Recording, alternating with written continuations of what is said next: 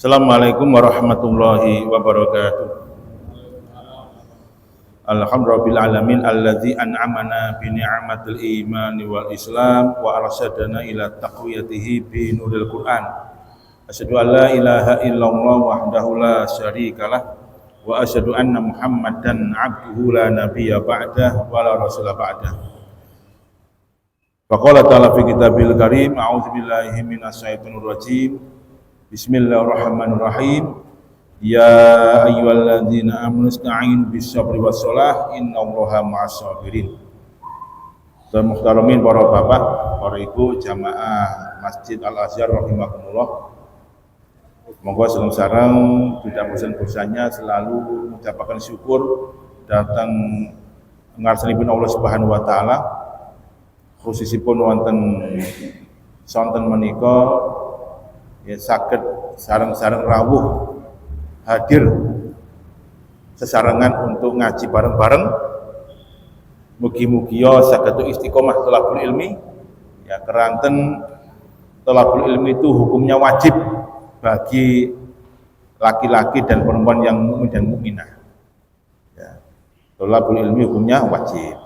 Mudah-mudahan dados amal soleh yang nanti akan nambah beratnya timbangan kita fi yaumil mizan. Allahumma amin. Kemudian selawat ma'asalam selalu tercurahkan pada junjungan kita Nabiullah Muhammad sallallahu alaihi wasallam yang dulu sampun mewanti-wanti umatnya kalau sholat kedah niru kanjeng Nabi. Shollu kama ra'aitumuni usolli. Sholatlah kamu sebagaimana engkau itu melihat aku di sholat. Jamaah rahimakumullah, kita ini kan hidupnya jauh dari Rasulullah, tidak pernah mirsani kanjeng Nabi, nggak pernah melihat ya apa Rasul itu sholat. Tapi kita bisa melihat Rasul sholat itu dari hadis-hadis yang diriwayatkan oleh para sahabat yang sampai kepada kita. Dan kita bersyukur juga ya, di Muhammadiyah itu ada namanya majelis tarjih dan tajdid. Ada metode yang namanya al-jam'u wa tarjih, yaitu mengumpulkan semua dalil kemudian dipilih dari dalil itu mana yang paling kuat. Dari hasil analisanya, misalkan ini hadis yang paling kuat, maka itu kemudian yang diamalkan oleh warga Muhammadiyah. Ya. Alhamdulillah kita setiap Rabu kedua mengkaji fikih Muhammadiyah, fikih HPT. Nah, kita telah membahas masalah sholat dan kaifiyahnya. Kita sekarang masuk ke bab baru yang namanya at-tatawwu', sholat tatawwu', ya, sholat sunnah.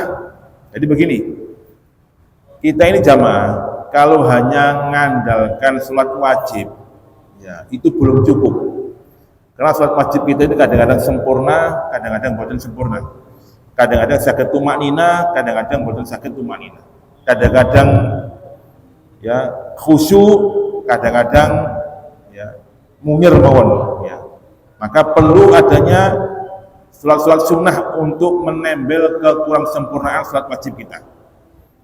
Sebagaimana Rasul ceritakan dalam sebuah hadis dari sahabat Abu Hurairah, bila Nabi dawuh, inna awwala ma yuhassabu nasu bi yaumal qiyamati min a'malihim as-shalah.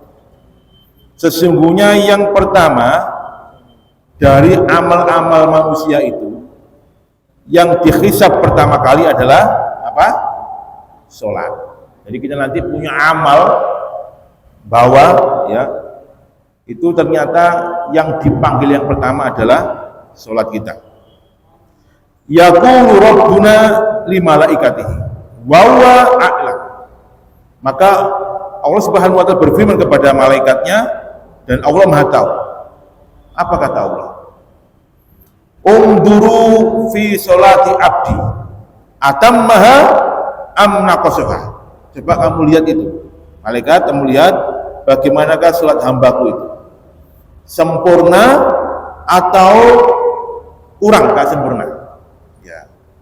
Fa in kanat tamah kutibat lahu tamah. Kalau hambaku salatnya sempurna, ya 5 waktunya sempurna, tumak nina khusyuknya juga sempurna, sempurna semuanya.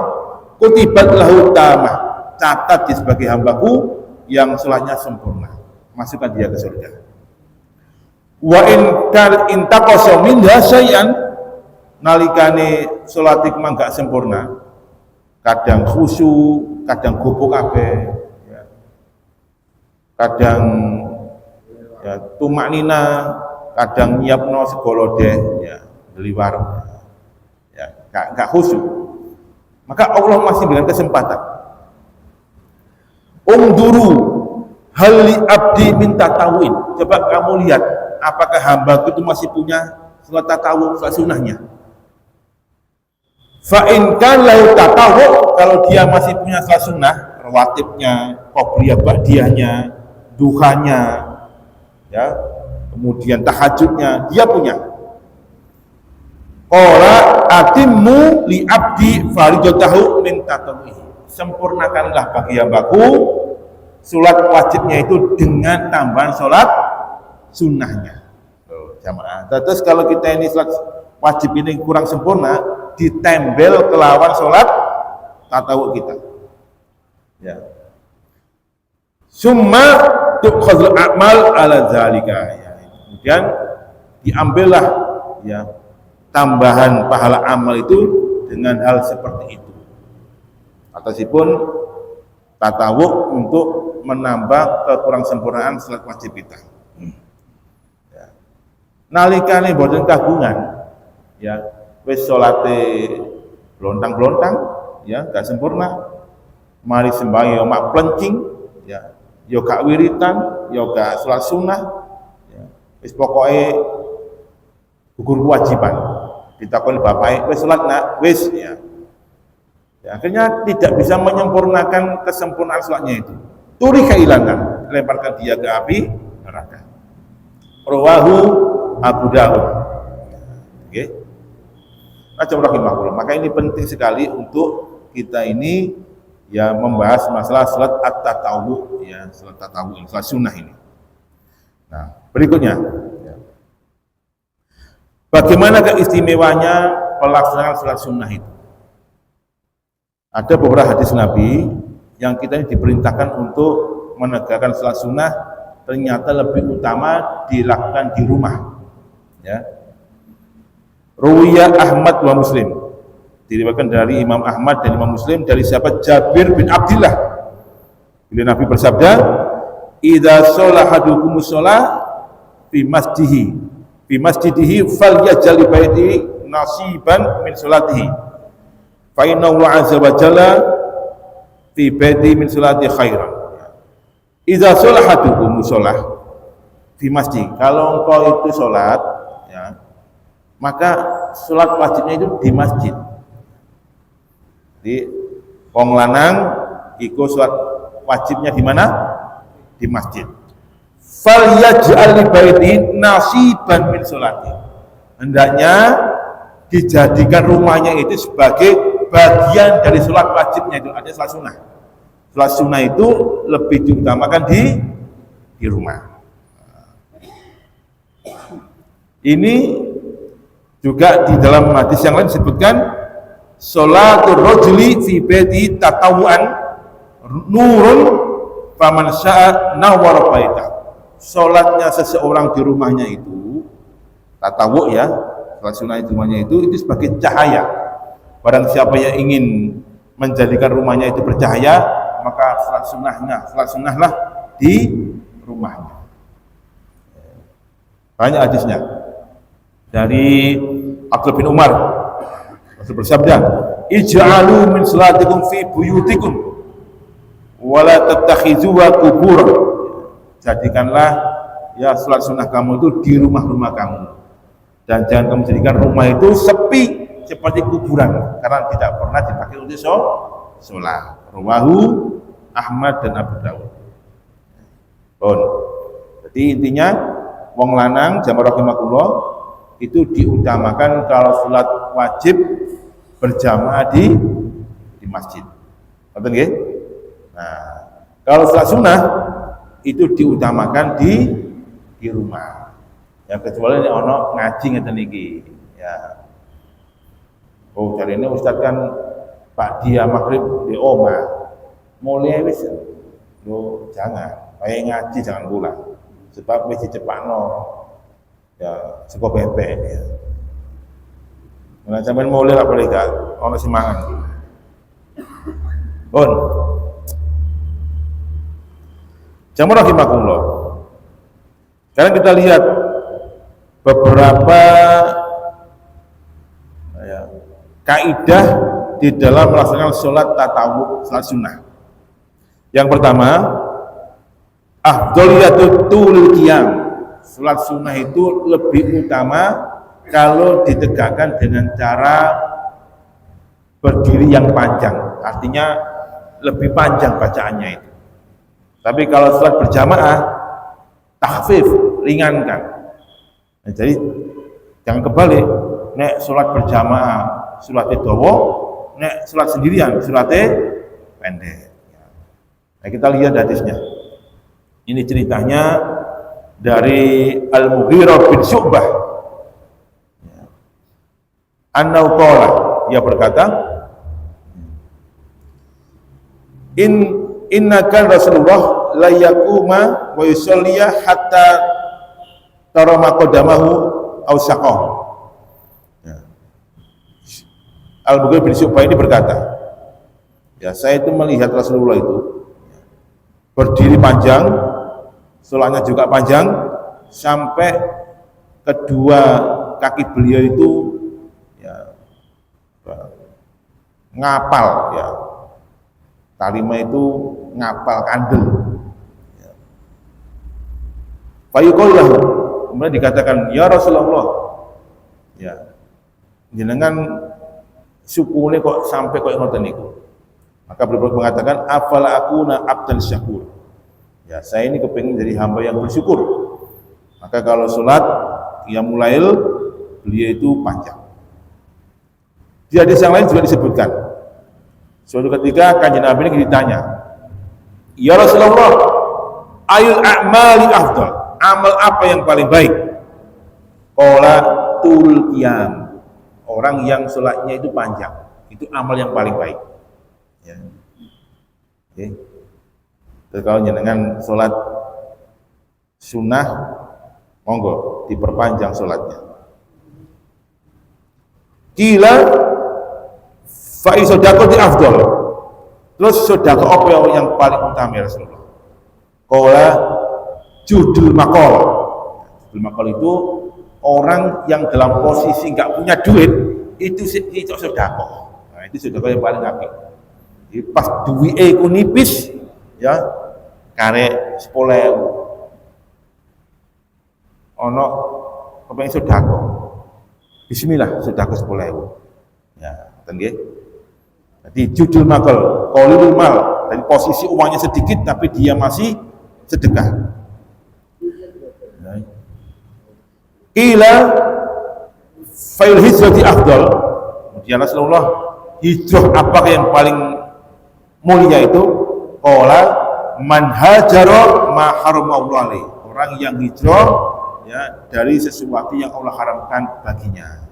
Menghindari yang Allah haramkan dia hijrah. Ya, lagi jamaah rahimakumullah, intinya kalau sholat tatawwu sunnah itu kita lebih utama untuk memperpanjang bacaannya. Nah, tatawwu ini jamaah rahimakumullah ada dua macam. Ya. Ada yang namanya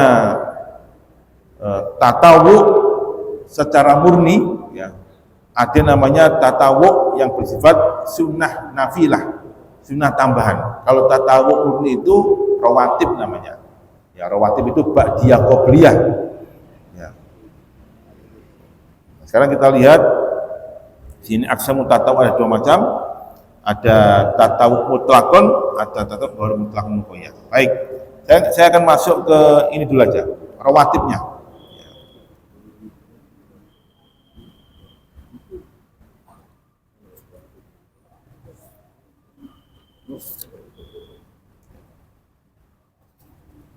Jadi kalau kita bahas sholat rawatib, ya, itu ada beberapa hal berkaitan dengan rawatib. Ya, ba'diyah qobliyah.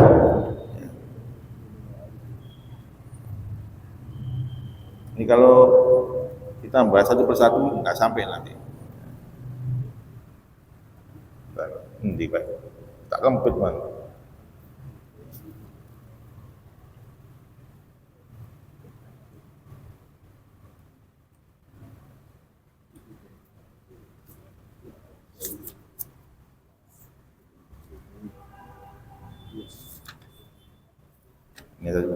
Baik, kita bahas ini dulu aja. Tatawuk yang pertama yaitu sholat sunnatul fajr. Jadi begini jamaah rahimakumullah, saking pentingnya sholat tatawuk ini, ya ini ada beberapa tatawuk yang penting. Sampai kalau kita nggak melakukannya, boleh diqadha. Saking pentingnya. Yang pertama, sunnatul fajr, sholat sunnah fajr, yaitu apa namanya? Qobliyah subuh 2 rakaat. Nah, kita lihat tentang istimewanya sholat sunnah fajr ini. Hadis dari Aisyah radhiyallahu anha, ya, bahwa Rasul bersabda, la tad'u raka'atil fajr, janganlah kamu tinggalkan 2 rakaat fajr. Larangan Bapak. Jangan kamu tinggalkan 2 rakaat salat fajr. Ya. Wa in taraddatkumul khail, walaupun kamu itu ada musibah atau ada kesibukan, tetap kamu lakukan salat fajr 2 rakaat. Ya.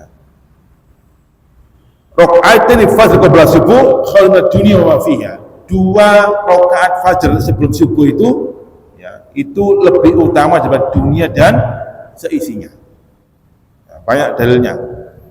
Ya, misalkan lagi ya, dari Abu Hurairah, ya, bahwa Rasul bersabda, raka'atain qabla shalah al-fajr ahab. Jadi 2 rakaat ya, salat sunnah sebelum subuh itu lebih aku cintai. Ya. Huma, ya, 2-nya ini ahabbu ilayya minad dunya jami'an. 2 salat rakaat ini itu lebih aku cintai daripada dunia dan seisinya. Ya. Macam rahimakumullah, sehingga kemudian karena ini penting salat sunnah fajr ini, maka kalau misalkan kita ini ketinggalan atau mungkin tidak sempat, maka kita boleh mengqadha'nya. Qadha'uha. Dari Abu Hurairah bersabda, man lam yusalli raka'atil fajr, barang siapa yang belum melaksanakan salat 2 rakaat fajr hatta tatlu asy-syamsu, sampai matahari terbit, ketinggalan, fal yusalli ba'da, maka hendaknya dia melaksanakan salat sesudahnya. Ya. Ngoten nggih. Jadi saking pentingnya, maka posisinya ada di 2 waktu. Yang pertama, mari salat subuh jenengan bisa mengqadha'nya. Salat sunnah fajar. Salat subuh dengan ke belakang salat 2 rakaat. Kalau ini menimbulkan fitnah, bisa kita lakukan setelah terbit fajar. Ya, nanti kan wong itu salat opo, mari subuh kok sembahyang sunnah, ka ono iku. Nah, iki orang yang enggak paham. Supaya kita ini enggak timbul fitnah, ya wis kita qadha nanti setelah terbit fajar. Ya. Jadi intinya begitu jamaah, pentingnya kita ini sholat sunnah fajar. Yang dibaca cukup apa? Yaqra'u fi rakaatil ula qul ya ayyuhal kafirun. Di rakaat pertama kita baca surah Al-Kafirun, di rakaat yang kedua kita baca Al-Ikhlas. Jangan dibaca surat Al-Baqarah ya. Cukup Al-Kafirun sama Al-Ikhlas. Oh, ini yang pertama, tata yang pertama. Yang kedua, ya, sunat duhur. Ini juga istimewa jamaah, boleh diqadha. Ya. Jadi sholat sunat duhur itu boleh diqadha juga. Nah, bagaimana caranya? Kita lihat. Ya. Ternyata Rasulullah itu dalam berbagai macam riwayat ada 4 macam pola sholat sunnah duhur, ya, ba'da dan qobliyah. Pola yang pertama, ma warada fi annaha 4 rakaat. Pola yang pertama 4 rakaat, 2 rakaat, 2 rakaat. Bagaimana posisinya? Kita lihat hadis, ya, dari Ibnu Umar bahwa beliau berkata, hafidtu minan nabi asra rakaat. Saya ini dapat, ya, wasiat dan kemudian saya jaga ini 10 rakaat salat sunnah. Yang pertama, rakaataini qabla dhuhr, ya. Rakaataini qabla dhuhr. Wa rakaataini ba'daha. Ya. Wa rakaataini ba'da maghrib fi baitihi, wa rakaataini ba'da isya fi baitihi, wa rakaataini qabla sholati subuh. Jadi arba, ya, 4 rakaat, 2 rakaat sebelum zuhur, 2 rakaat pada zuhur. Ada berapa? 4 rakaat. Ada lagi pola berikutnya, ma warada fi anna sittun. Rasul juga pernah sholat sunnah zuhur itu 6 rakaat. Bukan 4 tapi 6 rakaat. Kita lihat hadis dari Ummu Habibah.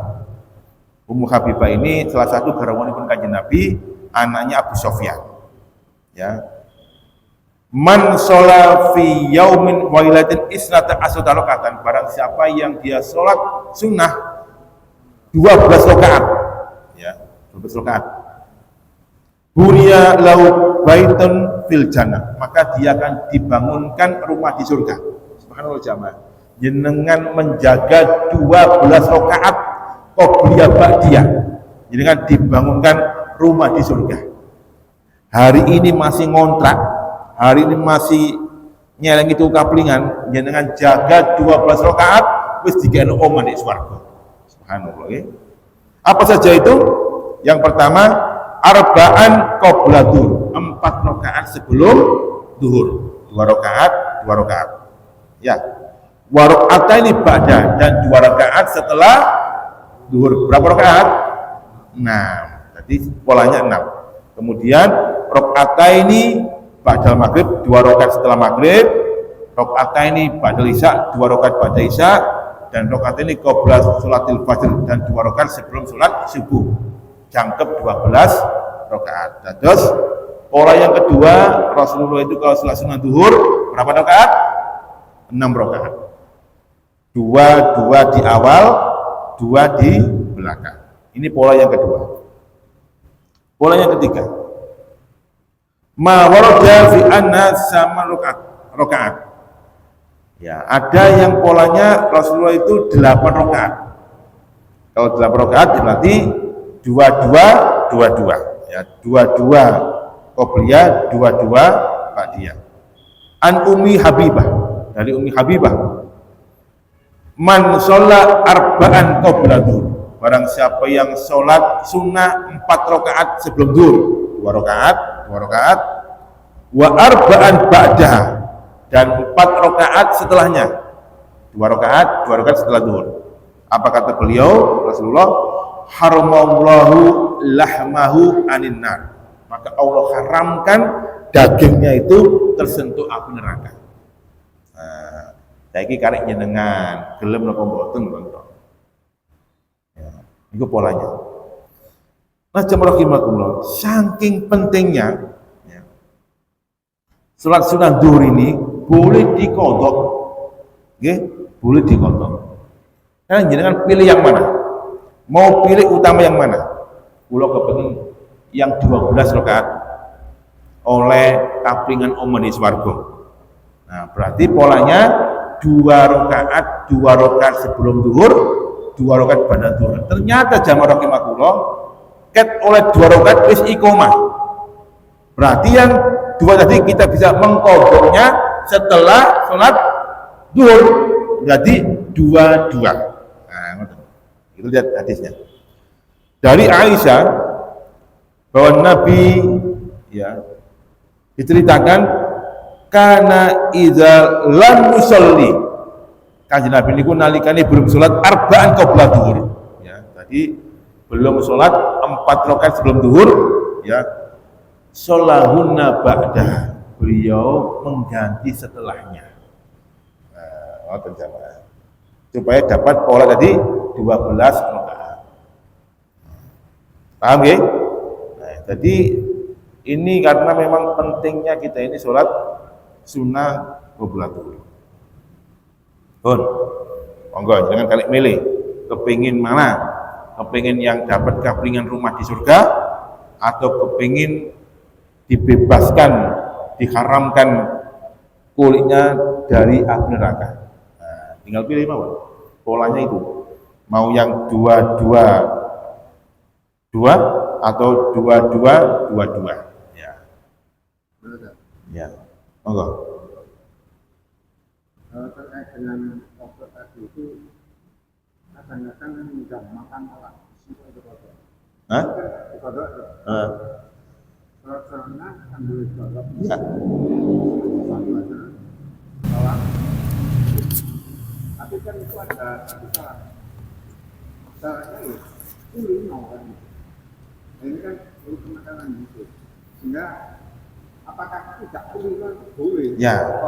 Jadi yang satu. Kemudian yang kedua terkait dengan sholat sunnah di waktu zuhur. Ini harinya Jumat. Jumat, Bu. Jumat. Oh, di Jumat ya.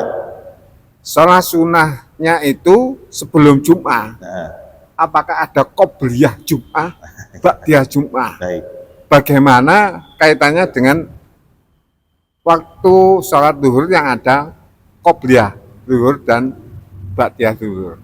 Ya. Mohon penjelasan dua ini sehingga tidak dimudahkan atau gampang aja mau kena dikodok dan bisa diatur Jumatnya dianggap enggak. Demikian, mohon maaf. Terima kasih. Yang pertama masalah qadha sholat sunnah. Jadi sebenarnya tidak semua sholat sunnah itu bisa diqadha. Ya, hanya sholat sunnah tertentu yang bisa diqadha sebagaimana Rasul jelaskan. Karena sholat itu hukum asalnya adalah tauqifiyah. Tauqifiyah itu ya menunggu dalil. Kalau ada dalil kita lakukan, kalau tidak ada ya kita lakukan. Nah, termasuk yang ada dalil adalah kalau kita ketinggalan sholat sunnah fajar, ya maka kita boleh mengqadhanya ba'da. Ya. Dan tidak diharuskan kulino, karena hadisnya jelas, ya, tidak ada kata kulinonya.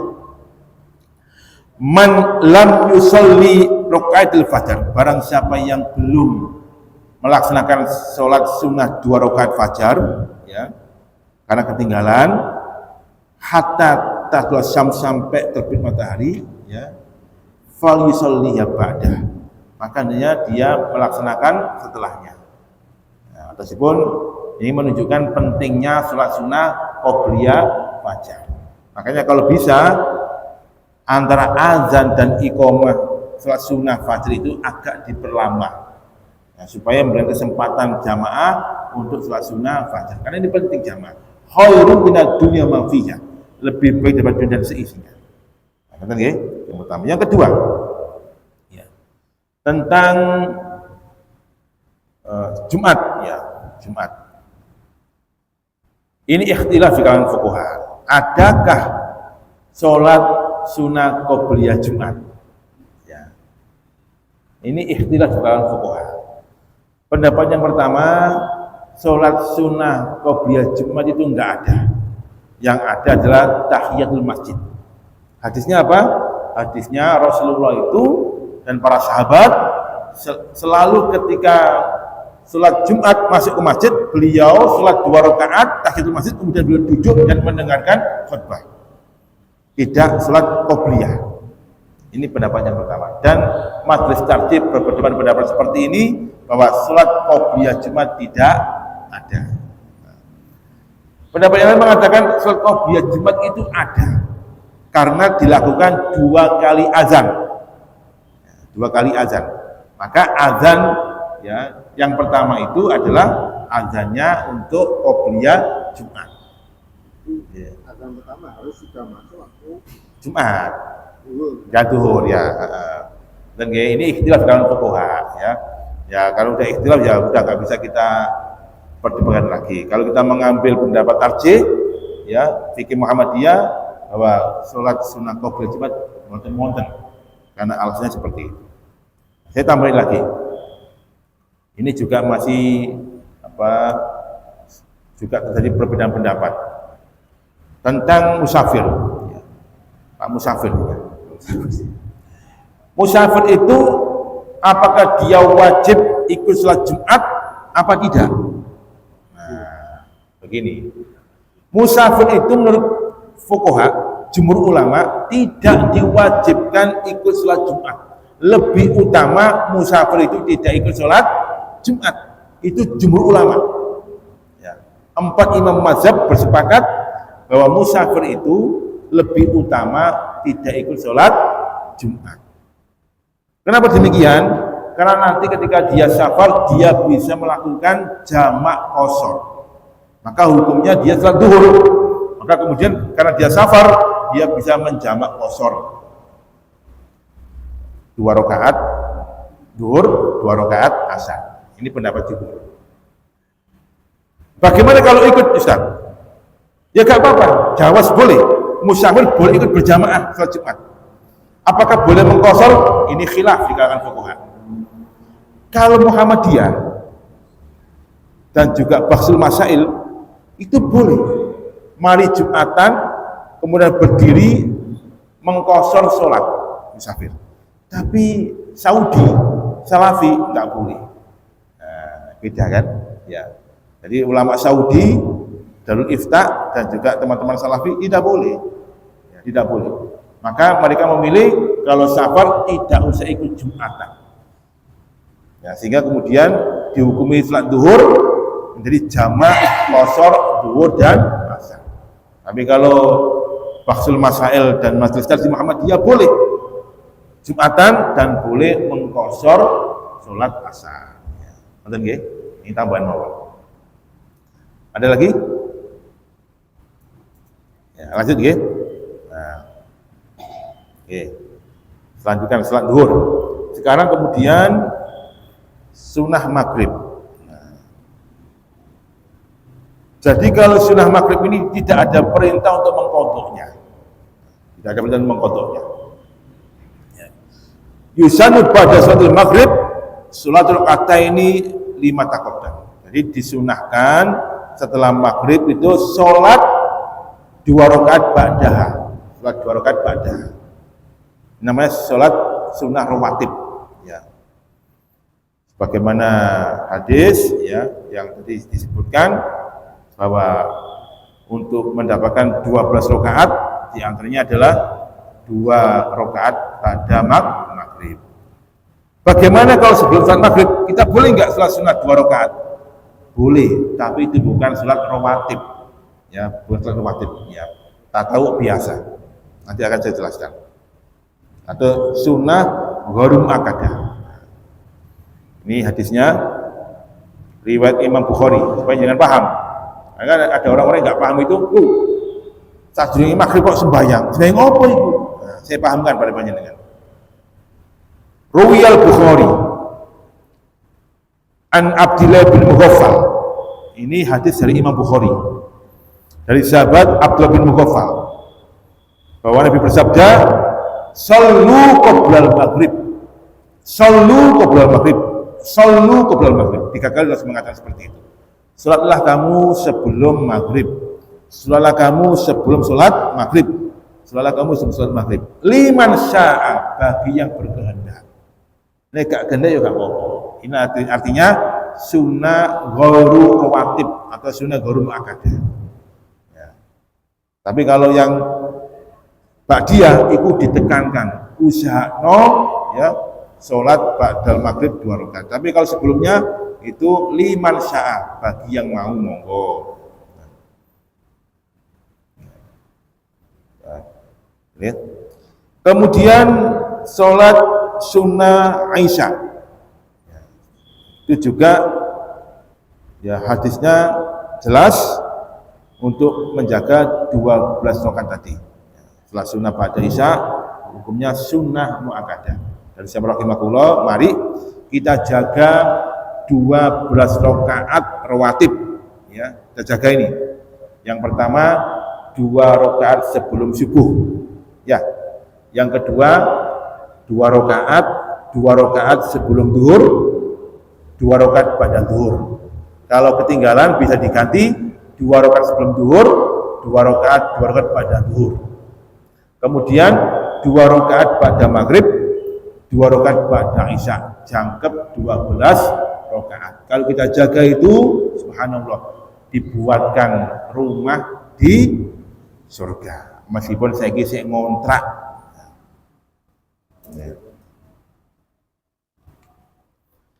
Lanjut, witir. Nah, jamaah, kadang-kadang kita ini melalaikan salat witir ini. Ya. Salat witir jamaah rahimahullah itu hampir mendekati kewajiban. Jangan ditinggalkan witir ini. Jangan ditinggalkan. Makanya polanya bisa mengambil polanya Abu Bakar, bisa mengambil polanya Umar bin Khattab. Kalau polanya Abu Bakar itu witirnya di belakang dengan tahajud di belakang. Kalau polanya Umar witirnya ba'da salat isya.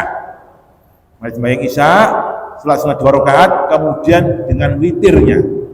Nah, kita lihat hadisnya. Ya. Witir ini istimewa jamaah. Kadang kita ini meremehkan witir ini. Al-witru sunnatun mu'akkadah. Witir itu hukumnya sunnah mu'akkadah, sunnah yang ditekankan. Ya. Hassa ali Rasul wa raghiban. Rasul memerintahkan sahabatnya untuk melakukan salat witir dan Rasul mewanti-wantinya. Sampai Ali bin Abi Thalib itu berkomentar. Karena Rasul ini memerintahkan witir ini. Apa komentar Ali bin Abi Thalib? Innal witra laisa bihatmin kasolatikul maktubah. Ya, saking ditekankan, Ali berkomentar, sesungguhnya salat witir ini itu bukan salat wajib sebagaimana salat wajib 5 waktu itu. Ya, bukan. Witir ya witir, sunnah tetap sunnah hukumnya, nggak seperti wajib 5 waktu. Walakin Rasulullah, tapi perlu diingat kanjeng Nabi itu autaro, selalu melakukan salat witir. Sumaqala ya ahlul Quran autiru fa innallaha witrun yuhibbul witra. Wahai para ya ahlul Quran, lakukan salat witir. Karena sesungguhnya Allah itu ganjil dan suka dengan ganjil. Jadi witir itu ganjil jemaah. Maka ya para sahabat itu tidak pernah meninggalkan salat witir. Oleh karena ini jamaah rahimahullah, ayo ya salat witir ini kita tegakkan. Ali bin Bilal bin Rabah, sahabat Bilal itu. Ya. Itu sampai beliau itu istiqomah witirnya itu ba'da salat isya. Ya, dan ini yang bisa menghasilkan dia itu masuk surga. Witir ya. Monggo. Waktunya ya, waktunya itu ajmal ulama ala anna waqtul witri la yadkhulu illa ba'da salat isya wa annahu yamtaddu ilal fajr. Ya, para ulama sepakat bahwa waktu witir itu masuk setelah salat isya sampai dengan batas akhir fajar. Ya, subuh. Ya. Jadi pada isya sampai dengan subuh. Monggo kita lakukan witir ini. Ya polanya bisa 3 rakaat, bisa ya 1 rakaat, ya misalkan wis kepepet 1 rakaat. Ya. Waktu nopo-nopo, ya 3 rakaat. Hadisnya banyak. Ini hadisnya panjang, saya langsung ambil yang belakang. Ya. Khamsu shalawatin katabahunna Allah fil yawm wal lailah. 5 waktu sholat itu Allah wajibkan di malam dan di siang hari. Ya. Kemudian hal alayya ghairuha ya Rasulullah, ini orang Arab ini, apakah bagi saya masih ada yang lain? Ya. Dari 5 waktu itu nggak ada, itu aja, lakukan 5 itu illa witr, kecuali witir, tambahi. Nah, jadi Ini ada orang Arab, orang Badui yang minta tentang sholat itu. Menjelaskan sholat wajib ada 5, malam dan siang, lakukan itu. Karena ini orang Badui, belum begitu kuat agamanya, tapi dia kemenye. Ada lagi enggak yang bisa saya lakukan dalam sholat itu? Udah cukup itu aja, 5 itu lakukan. Illa antatau bil witr, kecuali sholat sunnah tatawu witrnya itu. Nah, jadi witrnya Rasul ikutkan untuk dilaksanakan. Nah, maka monggo ya sholat witir ya. Hadisnya banyak. Apakah witir itu harus tahajud? Enggak harus tahajud. Tidak harus tahajud ya. Baik, rahimahullah, langsung aja kita masuk ke ini kunut ya. Kunutnya aja. Qiyamul lail. Ya. Qiyamul lail ini juga penting. Saking pentingnya boleh diqadha. Nah, jadi jamaah tidak semua salat sunnah itu boleh diqadha. Sekali lagi kita mengikuti alur Rasulullah. Karena al-aslu fil ibadah haram. Hukum asal ibadah itu haram. Artinya menunggu dalil. Kalau ada dalil kita lakukan, kalau nggak ada nggak kita lakukan. Ya.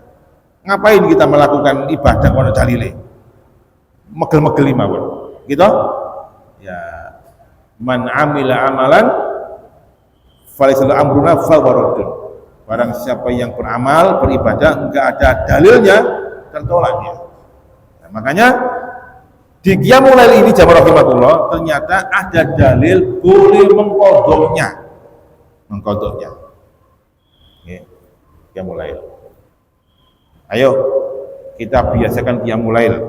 Qiyamul lail itu juga istimewa jamaah. Dalilnya banyak. Saya ambil 2 dalil. Dalil yang pertama tentang qiyamul lail. Dari sahabat Sahal bin Sa'ad